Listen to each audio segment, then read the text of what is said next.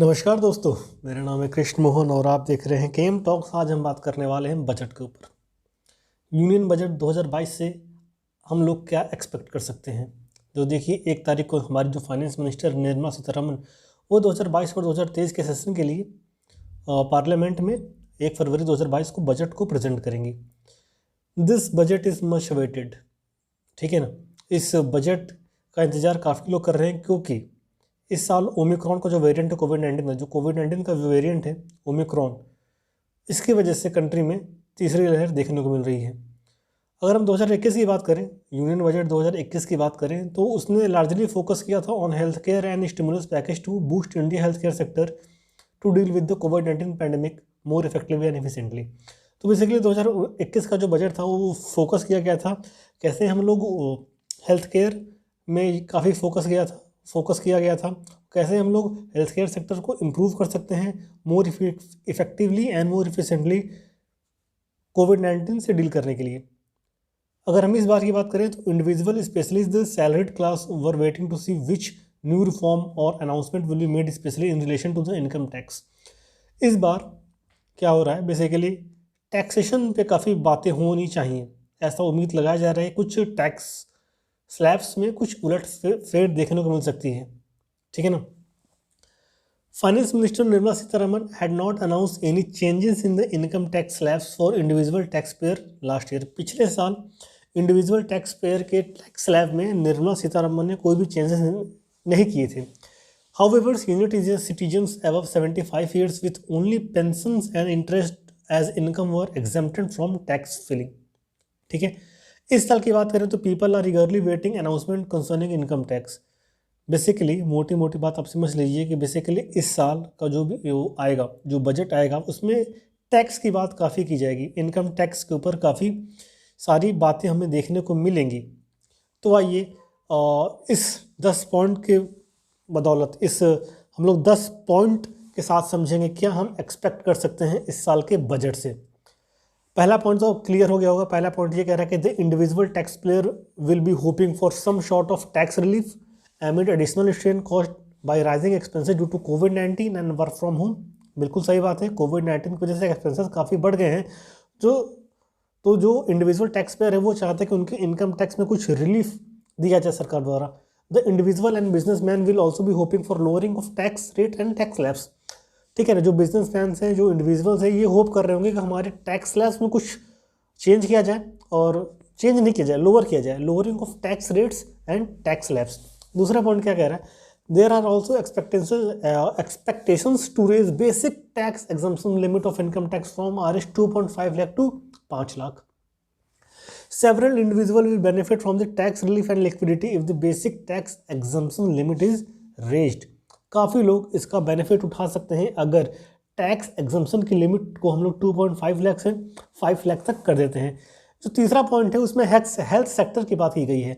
The health sector will be expecting the government to increase spending on the genetic research and promote genome mapping project. यहाँ पे जो health care sector है वो government ये expect कर रहे हैं कि वो थोड़ा और बजट को एलोकेट करे हेल्थ सेक्टर में, ताकि वो लोग जेनेटिक रिसर्च और प्रॉम्प्ट जीनोम मैपिंग प्रोजेक्ट्स के ऊपर रिसर्च कर सकें। ओके, चौथा है टूरिज्म। देखिए कोविड-19 की वजह से जो सबसे ज़्यादा वाइडली जो सेक्टर अफेक्ट हुआ है वो है हॉस्पिटैलिटी सेक्टर, या तो कहते हैं tourism sector. The hospitality sector which is one of the worst hit by the कोविड-19 pandemic will be excepting some relief in form of new schemes to promote tourism. कुछ नए स्कीम्स को वो लोग प्रमोट करने की बात यहाँ पे करेंगे। And incentives in the form of interest free loans and subsidize and reduction in tax rate. बिल्कुल सही बात है, ऐसा होना चाहिए, क्योंकि जो हमारा हॉस्पिटैलिटी सेक्टर है, जो हमारा टूरिज्म सेक्टर है, काफ़ी ज़्यादा ही अफेक्ट हुआ है। पांचवे की बात करते हैं हम लोग, कुछ प्रॉपर्टी बिल्डिंग की बात करते हैं, कुछ रियल इस्टेट सेक्टर की बात करते हैं। तो ये लोग भी चाह रहे हैं कि कुछ expecting incentivising of both the rental housing market end of affordable housing sector. Okay, अब ये टेक्सटाइल इंडस्ट्री की बात करते हैं, जो हमारा छठा पॉइंट है। The textile industry is expected an export duty on cotton export to check prices as it is facing an issue of rising cotton prices due to high level of exports. The industries has also urged the government to remove 5% import duty on the import of raw cotton, जो textile industry है वो government से अर्ज कर रही है कि जो हमारा 5% इम्पोर्ट ड्यूटी लग रहा है रॉ कॉटन पे उसको हटाया जाए। The government has already deferred in an increase in GST rates on textiles. अगर हम माइक्रो और एमएसएमई की बात करें, the micro small and medium enterprises की बात करें, जो ये सेक्टर है ये optimistic about getting subsidize that can boost their growth. ये आशा कर रहे हैं कि हमको सब्सिडीज मिलेगी ताकि हम अपने ग्रोथ को बूस्ट कर सकें। The MSMEs are looking for measure to improve their accessibility of funds and credit lending to mobilise growth.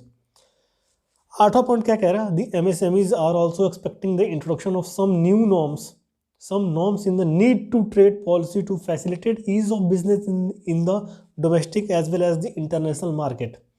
The previously year budget, Union Budget 2021 and 2022 had introduced several steps to support the MSME sector.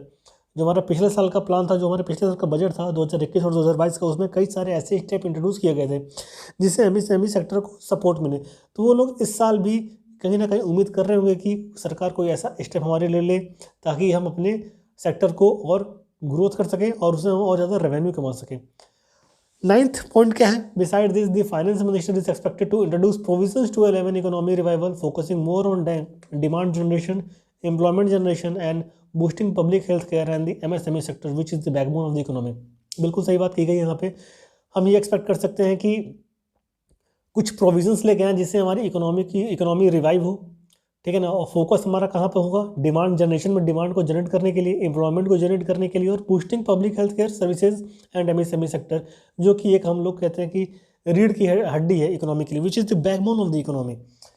अब देखिए overall की बात करें तो overall union budget 2022 is expected to focus on simplify taxing, taxation को simplify करने के लिए यूनियन बजट 2022 से हमें यही एक्सपेक्टेशंस है कि वो फोकस करेंगे टैक्सेशन को सिंप्लीफाई करने के लिए, इन्वेस्टमेंट करेंगे वो एमएसएमई सेक्टर में, ठीक है। Domestic public health care unit को बढ़ावा मिलेगा, डिमांड का जनरेट करेंगे, एम्प्लॉयमेंट जनरेट होगी, ठीक है ना।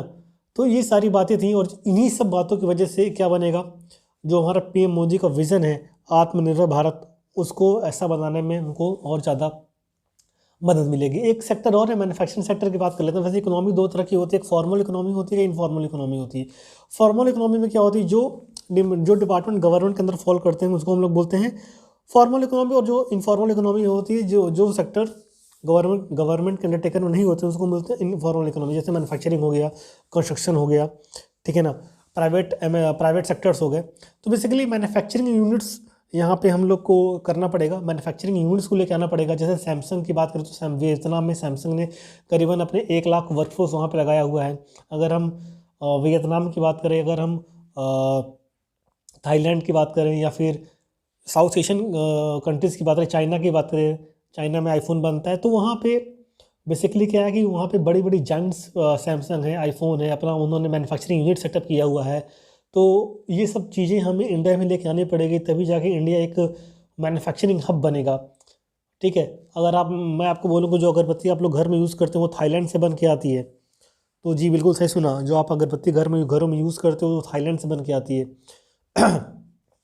और बेसिकली कल्चर हमारा है, सामान भी हमारा ही जा रहा है, लेकिन बन वहाँ से आ रहा है। तो दिस इज़ द बिज़नेस, कह सकते हैं कि उनके पास ऐसी पॉलिसी है, तो इंडिया को भी ऐसी पॉलिसी का इस्तेमाल करना पड़ेगा और मैन्युफैक्चरिंग यूनिट्स को लेके आना पड़ेगा। क्योंकि हमारा जो पड़ोसी जैसे बांग्लादेश, वो काफ़ी तेज़ी से इस मैन्युफैक्चरिंग सेक्टर में आगे बढ़ रहा है। अगर हम गारमेंट की बात करें तो वहाँ पे अगर बड़े बड़े गारमेंट्स के मैन्युफैक्चरिंग यूनिट की बात करें तो वहाँ पे कम से कम 50 से 30 हज़ार के बीच में औरतें काम करती हैं, ठीक है ना।